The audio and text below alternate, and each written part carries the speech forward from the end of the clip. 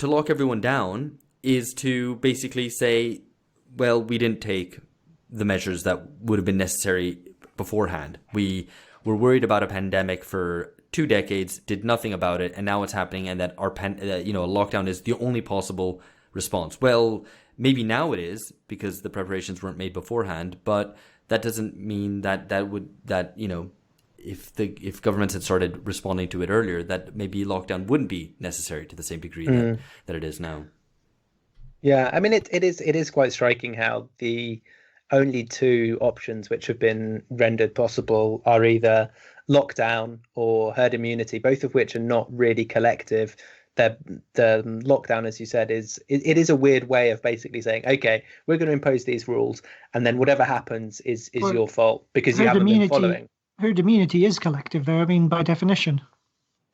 But it's, I mean, I guess the way that this article unpacks it is saying, well, there's no coordinated approach. It's a disaggregated. If it's collective, it's disaggregated because there's nobody regulating or doing anything. It's a laissez-faire social Darwinist, as the article puts it, approach, because you just let the logic of the market or the logic of individual interactions govern the outcome. So it's produced in a way that might be individually rational but collectively irrational. Yeah, I mean, I don't think it. I mean, the reason. I mean, I agree with what you said, Alex.